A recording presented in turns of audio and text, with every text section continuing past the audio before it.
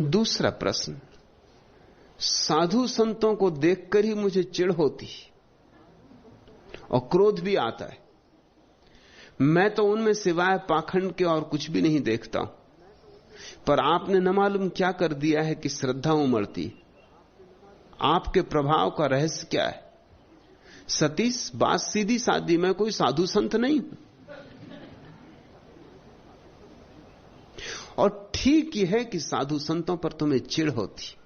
चिढ़ होनी चाहिए। अब हजारों साल हो गए, इन मुर्दों से कब छुटकारा पाओगे? इन लाशों को कब तक ढोओगे? अगर तुम में थोड़ी भी बुद्धि है तो चिढ़ होगी। तोतों की तरह ये तुम्हारे तथाकथित साधु संत दोहराए जा रहे हैं। राम की कथा, उपनिषद, वेद, सत्यनारायण की कथा। न इनके जीवन में सत्य का कोई पता है, न नारायण का कोई पता है, न इनके जीवन में राम की कोई झलक है, न कृष्ण का कोई रस बहता है, न तो बांसुरी बजती इनके जीवन में कृष्ण की, न मीरा के घुंघरों की आवाज है। इनके जीवन में कोई उत्सव नहीं, कोई फाग नहीं, कोई दिवाली नहीं। इनके जीवन में कुछ भी नहीं। इन्होंने तो सिर्फ धर्म के नाम पर तुम्हारा शोषण करने की एक कला सीख ली। ये पारंगत हो गए और ये उन बातों को उपयोग करते हैं जिन बातों से सहज ही तुम्हारा शोषण हो सकता है। भिकमंगे भी इस देश में ज्ञान की बातें करते हैं, मगर उनका प्रयोजन कुछ ज्ञान से नहीं है। भिकमंगे भी कहते हैं कि दान से बड़ा पुण्य नहीं। कोई ना उन्हें पुण्य से मतलब है, न दान से मतलब है, मतलब तुम्हारी जेब से। वो तुम्हारे अहंकार को फुसला रहे हैं कि दान से बड़ा पुण्य नहीं। कहां जा रहे हो? दान करो।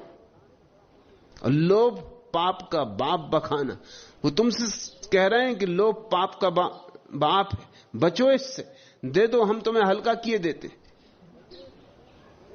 और मांग रहे हैं भिकमंगे, और मांगना लोभ से हो रहा है, लेकिन शिक्षा वो अलोभ की दे रहे हैं। तुम्हारे भिकमंगों में, तुम्हारे साधु संतों में कुछ बहुत फर्क नहीं। तुम्हारे भिकमंगों में, तुम्हारे साधु संतों में इतना ही फर्क है कि भिकमंगे गरीब और साधु संत थोड़े सुशिक्षित, थोड़े सुसंस्कृत।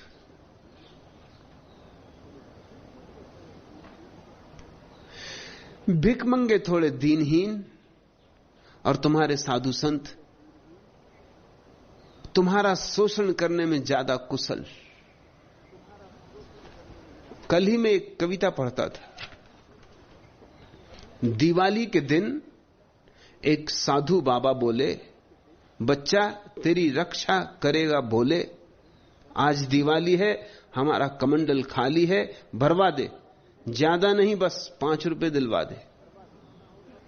हमने कहा बाबा जी, दिलवाना होता तो 5 क्या 5 लाख दिलवा देते, सारा हिंदुस्तान आपके नाम करवा देते।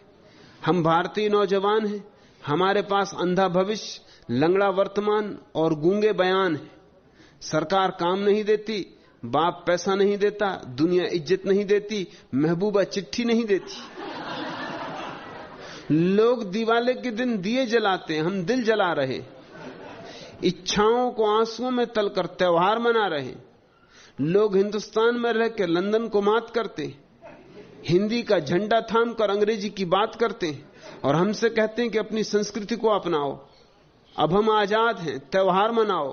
त्योहार आदमी को देश की संस्कृति से जोड़ता है और संस्कृति जोड़ती है आदमी को रोशनी से। मगर बाबा जी, कथनी और करनी में बड़ी दूरी है। जिस देश की रोशनी कमरों में बंद हो, उस देश में त्योहार थोपी हुई मजबूरी है। बाबा जी बोले, दुखी मत हो बच्चा, तू किस्मत वाला है, दिवाली के दिन हमारे दर्शन कर रहा है, तुझे आशीर्वाद देने का मन कर रहा है। हमने कहा अपने मन को रोकिए। आशीर्वाद दाताओं के पैर छूते छूते कमर झुक गई। जीवन की गाड़ी आगे बढ़ने से रुक गई। वे बोले तू हमारे आशीष का अपमान कर रहा है, हम त्रिकालदर्शी हैं, वेदांती हैं, देख हमारे मुंह में एक भी दांत नहीं। बच्चा हंसने की बात नहीं। लोग इस जमाने में कपड़े पहनकर भी नंगे हैं, हम एक लंगोटी में नंगापन ढांक रहे। संतों के देश में धूल फांक रहे, खाली कमंडल हाथ में लेकर घर घर अलग जगाते और लोग हमें चोर समझ के भगाते। सूरदास को चैन नहीं मिला तो नैन फोड़ लिए, हमें अन्न नहीं मिला तो दांत तोड़ लिए। वे सूरदास, हम पोपलदास, वे अतीत के गौरव, हम वर्तमान के संतरास। हमने कहा बाबा जी आप तो साहित्यकारों को मात कर रहे हैं, साधु होकर संतरास की बात कर रहे हैं। वे बोले तू हमें नहीं पहचानता, हमारा वर्तमान देख रहा है, भूतकाल नहीं जानता। आज से 10 वर्ष पूर्व हम अखिल भारतीय कवि थे। लोग हमारी बकवास को अनुप्रास और अश्लीलता को अलंकार कहते थे। बड़े बड़े संयोजक हमारी अंटी में रहते थे। हमने शब्दों से अर्थ कमाया है, कविता को मंच पर नंगा नाच नचाया है। उसी का फल चल रहे, तन पर भभूत मल रहे, खाली कमंडल लिए फिर रहे। हमने कहा दुखी मत हो बाबा, आपका कमंडल खाली, हमारी जेब खाली, भाड़ में जाए होली और चूल्हे में जाए दिवाली।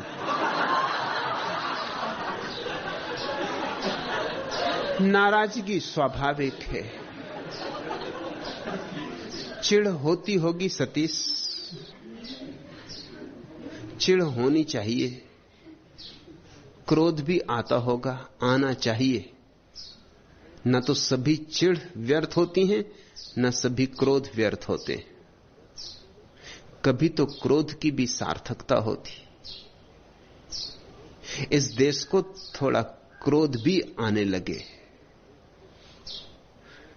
तो भी सौभाग्य है। ये देश तो भूल ही गया है सारी तेजस्वीता। ये तो गुलामी में ऐसा पक गया है, ऐसा रंग गया है कि घिसटा जाता है। कहीं भी जोत दो, किसी भी कोल्हू में जोत दो और इस देश का आदमी चलने को राजी हो जाता। सदियों से भाग्य सिखाया गया है, नियति सिखाई गई, सदियों से एक ही बात सिखाई गई कि सब किस्मत में लिखा है, जो होना है वही होना है। तो अगर कोल्हू में बंधना है तो कोल्हू में बंधना है। और साधु संतों का ऐसा सम्मान सिखाया किसने? उन्हीं ने सिखाया है। वही तुम्हारे शिक्षक रहे, वही तुम्हें बताते रहे। मुल्ला नसरुद्दीन ने एक दिन जाके बाजार में कहा कि मेरी स्त्री से ज्यादा सुंदर और कोई स्त्री दुनिया में नहीं। नूर जहां भी कुछ नहीं थी, मुमताज महल भी कुछ नहीं थी। और ये आजकल की हेमा मालिनी इत्यादि का तो कोई मूल्य ही नहीं। किसी ने पूछा मगर मुल्ला नसरुद्दीन अचानक तुम्हें इस बात का पता कैसे चला? उसने कहा पता कैसे चला? मेरी ही पत्नी ने मुझसे कहा है।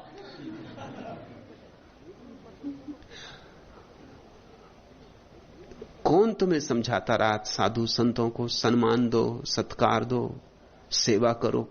यही साधु संत तुम्हें समझाते रहे। सदियों सदियों का संस्कार उन्होंने डाला है। तुम उन्हें देख के झुक जाते हो। झुकना यांत्रिक है, औपचारिक है। तुम्हारे बाप भी झुक रहे, बाप के बाप भी झुकते रहे, सदियां झुकती रही, तुम भी झुक जाते हो। उसी श्रृंखला में बंधे, कड़ियों में बंधे झुक जाते हो। अच्छा है सतीश की चिढ़ होती। इस देश के जवान में थोड़ी चिढ़ पैदा होनी चाहिए तो कुछ टूटे, कुछ नया बने। नहीं तो तथाकथित बड़ी बड़ी क्रांतियां हो जाती। देखा अभी समग्र क्रांति समग्र रूप से असफल गई। क्रांति बकवास है यहां, क्योंकि लोगों के प्राणों में क्रांति का भाव नहीं है। क्रांति ऊपर ऊपर लीपा पोती है। एक आदमी को हटाओ, दूसरे को बिठा दो, मगर वो दूसरा आदमी पहले से भी बदतर हो सकता है या पहले ही जैसा होगा। बहन जी नहीं होंगी तो भाई जी होंगे, कुछ खास फर्क नहीं पड़ेगा।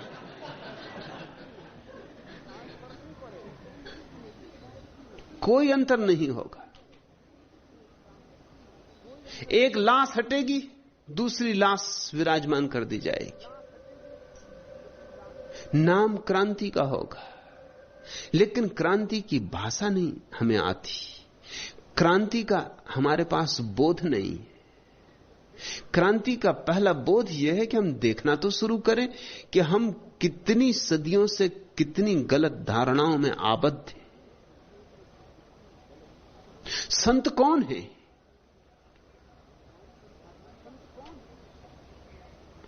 हमारी परिभाषा क्या है संत की? अगर हिंदू से पूछो तो उसकी एक परिभाषा है कि भभूत रमाए बैठा हो, धूनी लगाए बैठा हो तो संत हो गया। अब भभूत लगाने से और धूनी रमाने से कोई संत होता है? सर्कस में भर्ती हो जाना था, संत क्यों? जैन से पूछो, उसकी ये परिभाषा नहीं। वो तो जो भभूत लगाए और धूनी जलाए है उसको संत तो मान ही नहीं सकता, असंत मानेगा। क्योंकि आग जलाने से तो हिंसा होती, कीड़े मरेंगे, आग पैदा होगी। आग जलाना तो जैन मुनि कर ही नहीं सकता। तो उसकी और परिभाषा है, उपवास करे कोई, लंबे लंबे उपवास करे, भूखा मरे, खुद को सताए, तरह तरह से सताए तो मुनि। मगर ये श्वेतांबर जैन की परिभाषा है। दिगंबर से पूछो तो जब तक वो नग्न ना हो तब तक मुनि नहीं, चाहे कितने लाख उपवास करे। मुनि तो वो तभी होगा जब नग्न खड़ा हो जाए, जब वस्त्रों का त्याग कर दे। ईसाइयों से पूछो तो उनकी कुछ और परिभाषा है, मुसलमानों से कुछ और बौद्धों से कुछ और। दुनिया में 300 धर्म है और 3000 परिभाषाएं, क्योंकि 300 धर्मों के कम से कम 3000 संप्रदाय। संत कौन है? इन परिभाषाओं से तय होने वाला नहीं है। ये परिभाषाएं काम न पड़ेंगी। संत तो मैं उसे कहता हूं जिसने सत्य को जाना। संत शब्द ही सत्य को जानने से बनता है, जिसने अनुभव किया, पिया सत्य को, जिसकी मौजूदगी में, जिसकी सन्निधि में तुम्हारे भीतर भी सत्य की हवाएं बहने लगे, सत्य की रोशनी होने लगे, जिसकी मौजूदगी में, जिसके संग साथ में तुम्हारा बुझा दिया जल उठे। संत वही है। जब तक तुम्हारा दिया न जल जाए तब तक किसी को संत कहने का कोई कारण नहीं। हां, तुम्हारा दिया कहीं जल जाए और तुम्हारे भीतर आनंद का प्रकाश हो और तुम्हें परमात्मा की सुध आने लगे, तो जिसके पास आ जाए वही संत है। फिर वो नग्न हो कि कपड़े पहने हो, महल में हो कि झोंपड़े में हो, उपवास कर रहा हो कि सुस्वादु भोजन कर रहा हो, कुछ फर्क नहीं पड़ता। इन सारी बातों से कोई संबंध नहीं। फिर वो हिंदू हो कि मुसलमान कि ईसाई, स्त्री हो कि पुरुष, कोई फर्क नहीं पड़ता। एक ही बात निर्णायक है कि जिसकी सन्निधि में तुम्हारे भीतर सोया हुआ जो परमात्मा है वो करवट लेने लगे, तुम्हारे भीतर धुन बजने लगे, कोई जो कभी नहीं बजी थी। तुम्हारी आंखें गीली हो जाएं किसी नए आनंद से, अपरिचित अछूते आनंद से। तुम्हारे पैर थिरकने लगे एक नए उल्लास से। तुम्हारा हृदय धड़कने लगे एक नए संगीत से। तुम आतुर हो जाओ अपना अतिक्रमण करने को। वही संत है। और सतीश, जब भी ऐसा कोई संत मिलेगा तो चिढ़ कैसे होगी? जब ऐसा कोई संत मिलेगा तो श्रद्धा होगी, तो झुक जाने का मन होगा। नहीं कि झुकाओगे तुम अपने को, अचानक पाओगे कि झुक गए हो। नहीं कि चेष्टा करनी पड़ेगी झुकने की, नहीं, जरा भी नहीं। झुका हुआ अनुभव करोगे, झुका हुआ पाओगे, अचानक पाओगे कि तुम्हारा अहंकार गया, बह गया, बाढ़ में बह गया। मेरे पास तो केवल वे ही लोग आ सकते हैं जो तुम्हारे जैसे, जिन्हें अभी पुराने सड़े गले धर्म में भरोसा है, वे तो यहां आ भी नहीं सकते। मेरे पास तो वे ही आने की हिम्मत जुटा सकते हैं जिन्होंने देख लिया पुराने धर्म का सरागरापन, जिन्होंने देख ली उसकी असलियत, और जो तलाश पे निकल पड़े, जो खोज में निकल पड़े, जो कहते हैं कि अब लीक पर चलने से कुछ भी ना होगा, हम तलाश करेंगे, अपनी पगडंडी तोड़ेंगे, खोजेंगे, कहीं तो होगा परमात्मा का कोई प्रकाश, कहीं तो अभी भी किसी एक आध रंध्र से उसकी रोशनी आती होगी पृथ्वी तक, हम उस रंध्र को खोजेंगे। सदियों सदियों पूजे गए पाखंड व्यर्थ हो गए हैं, सदियों सदियों बनाए गए मंदिर खाली पड़े हैं। अब हम चलेंगे खुद ही तलाश पर, अब भीड़ भाड़ की न मानेंगे, अब तो निज का ही अनुभव होगा तो स्वीकार करेंगे। मेरे पास तुम कहते हो कि तुम्हें श्रद्धा अनुभव होती है, तो मेरे रहस्य का, मेरे राज का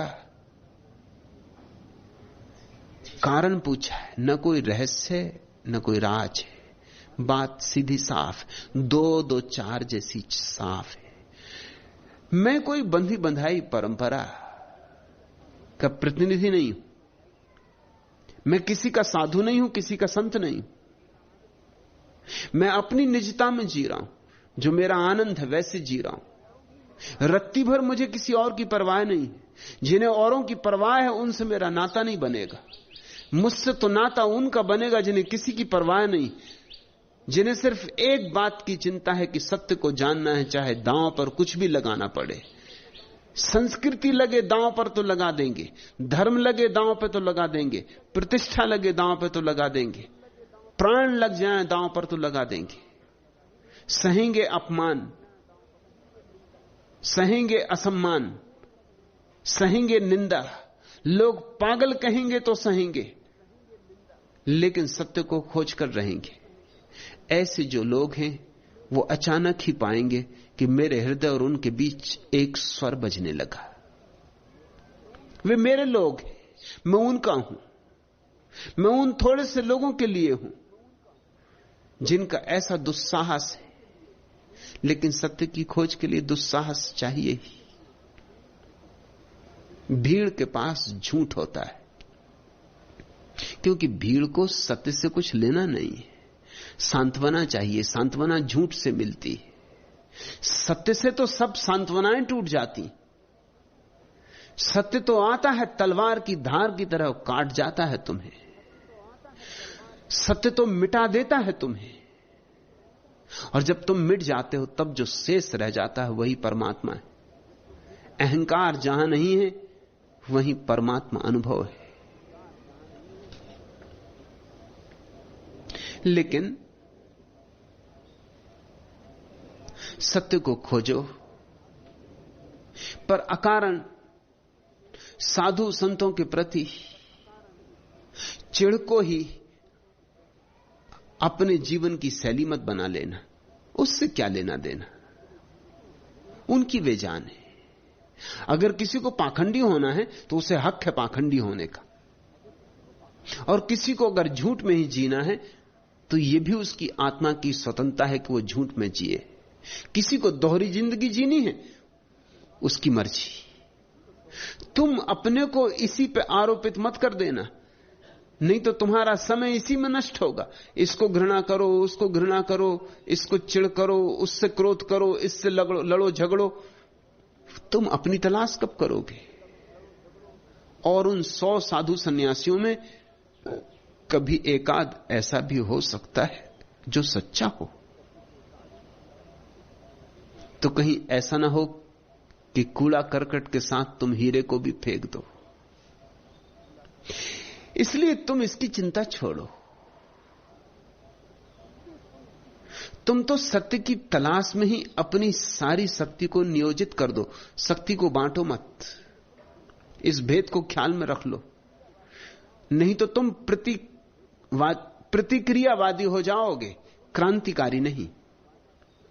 कुछ लोग हैं जो गलत को तोड़ने में ही जिंदगी गंवा देते, मगर तो गलत को तोड़ने से ही ठीक थोड़ी बनता है।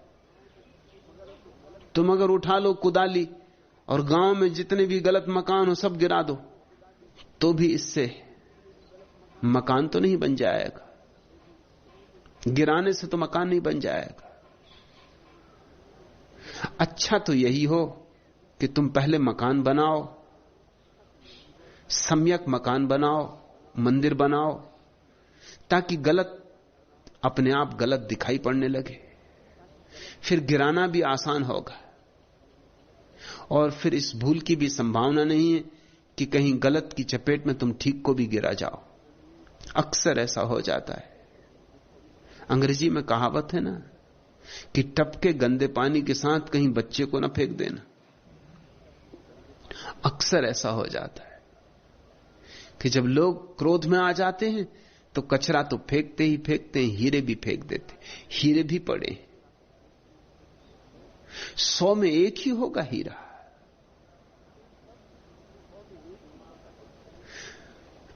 तब तुमको पहचान न पाया, पाले की ठंडी अंधियाली, निसी में जब तुम एक ठिठुरते, भिखमंगे का रूप बनाकर आए मेरे गृह पर डरते। मैंने तुमको शरण नहीं दी, उल्टे जी भरकर धमकाया, तब तुमको पहचान न पाया। अंगारे नभ उगल रहा था, बने पथिक तुम प्यासे पथ पर, पानी थोड़ा मांग रहे थे, राह किनारे बैठे थक कर। पानी मेरे पास बहुत था, फिर भी था तुमको तरसाया, तब तुमको पहचान न पाया। भूखा बालक बनकर उस दिन खंडहर में तुम बिलख रहे थे, मेरे पास अनाजों के जाने कितने भंडार भरे थे।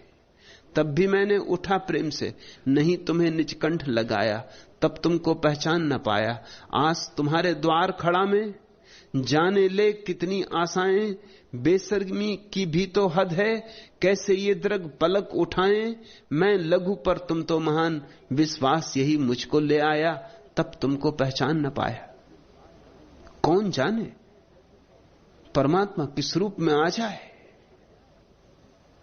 कौन जाने परमात्मा किस रूप में मिल जाए। इसलिए किसी रूप से कोई जिद मत बांध लेना, आग्रह मत कर लेना।